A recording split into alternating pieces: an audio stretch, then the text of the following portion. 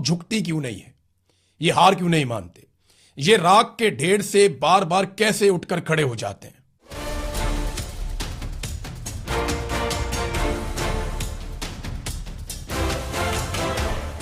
السلام علیکم ناظرین، آپ یوٹیوب چینل دیکھ رہے ہیں اور میں ہوں عمران خان۔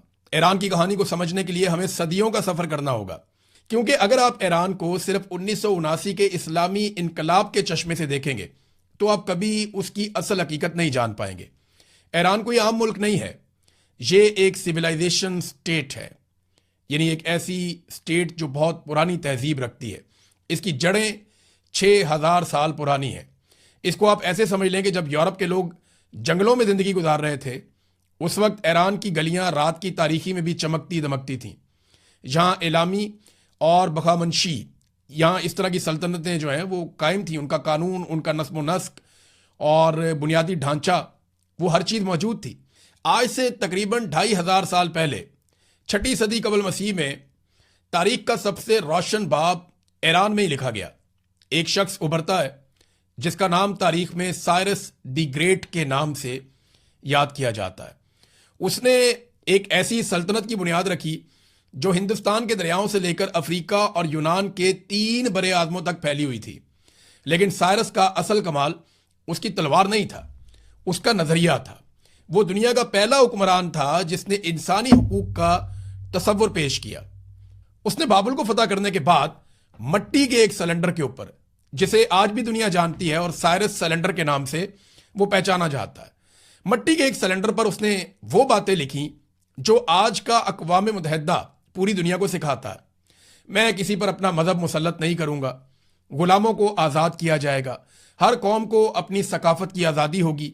اس قانون کے تحت اس نے یہودیوں کو بابل کی قید سے چھڑوایا اور یروشلم واپس بھیجا تاکہ وہ دوبارہ سے اپنا ٹیمپل تعمیر کر سکیں، جسے وہ ہیکل سلیمانی کہتے ہیں۔ یہ نیندیں حرام کی ہیں تو وہ ایران کی پارتھین سٹیٹ تھی، یعنی ایران کی جو پارتھین سلطنت تھی، انہوں نے 53 قبل مسیح میں تاریخ کی مشہور ترین جنگوں میں سے ایک جنگ لڑی تھی، اور اسے آج بھی بیٹل آف کارہائے کے نام سے جانا جاتا ہے۔ یہ روم کا سب سے طاقتور اور امیر جرنیل تھا۔ کراسس ایک انتہائی عظیم اور بھاری ہتھیاروں سے لیس فوج لے کر ایران پر اس نے چڑھائی کی۔ اس کے مقابلے میں ایرانی سپہ سالار سورینا کی فوج بہت چھوٹی تھی، جس میں زیادہ تر گھڑ سوار اور تیر انداز تھے، لیکن سورینا کی جنگی حکمت عملی بہت کمال تھی۔ ایرانیوں نے اس دن ایک نیا حربہ استعمال کیا جسے پارتھین شاٹ کہا جاتا ہے، یعنی وہ گھوڑے پر پیچھے کی طرف بھاگتے تھے اور اچانک مڑ کر دشمن پر تیروں کی بارش کر دیتے تھے۔ رومن فوج اس اچانک اور تیز رفتار حملے کے سامنے ریت کی دیوار ثابت ہوئی۔ ہزار ایرانی لباس پہننے لگے، انہوں نے اسلام قبول کر لیا اور ایرانی وزراء سے حکومت چلانے کے طریقے سیکھنے لگے۔ ایران نے اپنے قاتلوں اور فاتحین کو ہی ایرانی بنا لیا تھا۔ وہ جانتے ہیں کہ تلوار سے ہاری ہوئی جنگ قلم اور کلچر سے کیسے جیتی جا سکتی ہے۔ زبان، ادب اور ثقافت کے ذریعے انہوں نے اپنی شناخت کو مرنے نہیں دیا، جبکہ انہیں مارنے والوں نے اپنی شناخت کو وہاں قتل ہوتے ہوئے دیکھا۔ اب ذرا آگے بڑھتے ہیں اور 20ویں صدی عیسوی کی طرف آتے ہیں، جہاں تیل کی دریافت ہوتی ہے۔ ایران ویسے تو خوش قسمت ہے، وہاں بہت تیل نکل آیا، لیکن وہی تیل ایران کے لیے عذاب بن گیا۔ 1901 میں ایک انگریز ولیم ڈی آرسی نے ایران کے کمزور بادشاہ سے ایک معاہدہ کیا، اور جب 1908 میں تیل نکل آیا تو برطانیہ کی نیت بدل گئی۔ اینگلو پرشین آئل کمپنی قائم ہوئی، جسے آج بھی بی پی کے نام سے یا برٹش پیٹرولیم کے نام سے دنیا جانتی ہے۔ معاہدہ اس طرح کا کیا گیا، یہ تو کھلی ڈکیتی تھی۔ ایرانی تیل کے منافع کا 84% حصہ برطانیہ لے جاتا تھا، اور 16% تھوڑا سا حصہ جو بچتا تھا وہ ایران کو ملتا تھا۔ برطانوی بحریہ ایران کے تیل پر پوری دنیا پر راج کر رہی تھی، اور ایران کے اپنے بچے بھوک سے مر رہے تھے۔ سن 1951 میں اس ظلم کے خلاف ایران میں ایک مرد مجاہد کھڑا ہوا۔ ایران کے منتخب جمہوری وزیر اعظم ڈاکٹر محمد مصدق، انہوں نے ایک ہی جھٹکے میں برطانوی کمپنی کو باہر نکالا اور تیل کو نیشنلائز کر لیا۔ یہ مغرب کے منہ پہ ایک بڑا زوردار تماچا تھا۔ جب برطانیہ کو کوئی سمجھ نہیں آئی تو وہ امریکہ کے پاس گیا اور جھوٹا پروپیگنڈا کیا کہ مصدق روس کے ساتھ مل کر کمیونسٹ بن رہا ہے۔ سی آئی اے نے 1953 میں برطانیہ کی MI6 سے مل کر تاریخ کا سب سے شرمناک اور خفیہ آپریشن کیا، जिसे ऑपरेशन अजेक्स के नाम से आज भी जाना जाता है। ईरानी फौज के गद्दार जर्नैलों को खरीदा गया, सड़कों पर पैसे बांटकर हंगामे करवाए गए और एक हंसती खेलती जमहूरी हुकूमत का तख्ता उलटकर रजा शाह पहलवी को कठपुतली बादशाह बनाकर मुसल्लत कर दिया गया। जो अमेरिका आज ईरान में जमहूरियत का राग अलापता है ना, उसने अपने तेल के मफादात के लिए ईरान की हकीकी जमहूरियत का अपने हाथों से उस दौर में गला घोंटा था। शाह के दौर की पुरानी तस्वीर दिखाकर दुनिया को यह समझाया जाता है कि ईरान कितना लिबरल और मॉडर्न था, लेकिन वो सिर्फ तेहरान के सिर्फ थोड़े से अमीर लोगों की एक झलक है। पसे पर्दा 90% ईरान गुर्बत और खौफ के साए में जी रहा था। शाह ईरान खलीज में ईरान का पुलिसमैन ऑफ द गल्फ यानी चौकीदार बन चुका था और उसकी एक खुफिया एजेंसी भी थी जिसका नाम था सवाक, और इस एजेंसी को खुद CIA ने और इसराइल की मोसाद ने ट्रेनिंग दी थी। लोगों ने रूहुल्लाह खोमेनी का इस्तकबाल किया, तेहरान में वो उतरे थे, शानदार इस्तकबाल था। अवाम के अंदर नफरत का ये लावा फट पड़ा था और खोमेनी की क़यादत में जो इनकलाब आया वो सिर्फ मजहबी नहीं बल्कि एक सख्त साम्राज्य दुश्मन इनकलाब था। उनका एक बड़ा वादे नारा था, वो ये कहते थे ना शर्की ना गरबी, यानी ना हम अमेरिका के गुलाम हैं और ना हम रूस के गुलाम हैं, हम सिर्फ एक आज़ाद ईरान है। यहां एक बात मैं क्लियर कर दूं, और कई हवालों से ईरानी इनकलाब के बाद बनने वाली हुकूमत पर उंगलियां उठाई जाती रही हैं। सुप्रीम लीडर के किरदार पर, उनके गैर मामूली इख्तियारात पर सवालात उठते रहे हैं, जबकि ईरान में जमहूरियत के नाम पर उठने वाली मुखालिफ आवाज़ों को ताकत से कुचला भी गया है। मगरबी मीडिया में इसमें बहुत सारी खबरें फैलाई जाती हैं, बहुत सारी कहानियां सुनाई जाती हैं, मगर वो सारी सच नहीं है और ना ही वो सारी झूठ हैं। ईरानी रजीम के हमायतियों के बकौल अमेरिका और उसके इत्तेहादियों के पे दर पे हमलों और लगातार साजिशों ने ईरानी हुकूमत को अंदरूनी तौर पर भी सख्त पोजीशन लेने पर मजबूर किया है। बहरहाल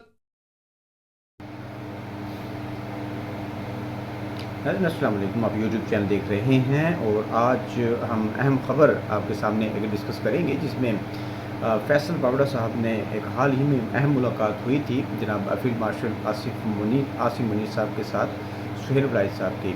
तो फैसल बावड़ा साहब ने इसके ऊपर गुफ्तगू की एक निजी चैनल में।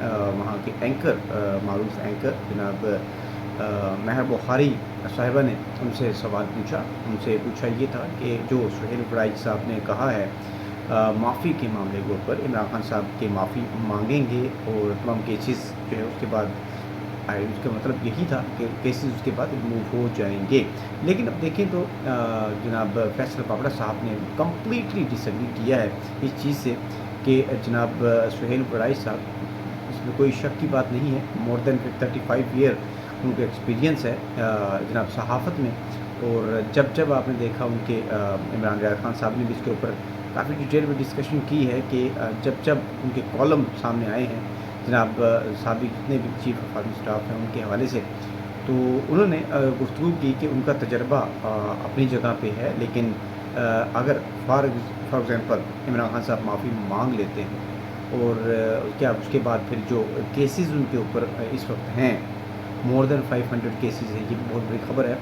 और क्योंकि रिसेंटली इमरान खान साहब ने 500 से ज़ायद एफिडेविट साइन किए हैं, ये भी एक रिकॉर्ड की बात है। तो बहरहाल फैसल बावड़ा साहब ने इससे डिसएग्री किया है कि माफ़ी के मामले के ऊपर ऐसा कुछ भी नहीं होने जा रहा, ना ही ऐसी गुफ्तगू की गई है फील्ड मार्शल आसिम मुनीर साहब की जानिब से। और मुल्क में आइन है और कानून है, अदालतें हैं, उनका ये कहना था। और अदालत में जो केसेस चल रहे हैं इस वक्त इमरान खान साहब के, तो वो केसेस मंतकी अंजाम तक पहुँचेंगे। ख़ासतौर पर मैंने जिक्र भी किया 9 मई के हवाले से केसेस में भी अभी उनके फैसले आने बाकी हैं, उनके ऊपर उनके हवाले से गुफ्तगू। कुछ बातों पर फैसल बावड़ा साहब ने डिसएग्री नहीं किया, अग्री किया है जो सुहेल वलायत साहब ने अपने कॉलम में लिखा। तो बहरहाल अब ये चीज़ें काफ़ी दिनों से चल रही थी कि माफ़ी सिद्ध के दिल से, माफ़ी के हवाले से कि इमरान खान साहब सिद्ध के दिल से माफ़ी मांगे और इसके क्या असरात हो सकते हैं अगर फॉर एग्ज़ाम्पल इमरान खान साहब माफ़ी मांग भी लेते हैं। लेकिन रिसेंटली आप देखें तो जैसे जैसे ये मामला आगे बढ़े, रिसेंटली इमरान खान साहब ने अपना ट्वीट के ज़रिए कौम को इस चीज़ से आगाह किया। रिसेंटली एक अहम मुलाकात हुई और उसमें उन्होंने ट्वीट के ज़रिए बताया कि अभी भी इमरान खान से वहीं अपने स्टैंड लिया हुआ है वहाँ पर जहाँ पहले वो खड़े थे। अभी भी उन्होंने कहा है मैं डट कर खड़ा हूँ, अपने जितने भी कारकुनान हैं उनको कहा है और अपने जितने भी रहनुमा हैं बाकी तहरीक इंसाफ के उनको भी انہوں نے یہی میسیج دیا ہے اپنے ٹویٹ کے ذریعے. اور ناظرین ہماری پوری کوشش ہے انشاءاللہ تعالیٰ آپ تک بر وقت پہنچائیں گے. اپنا رکھیں خیال. اللہ حافظ.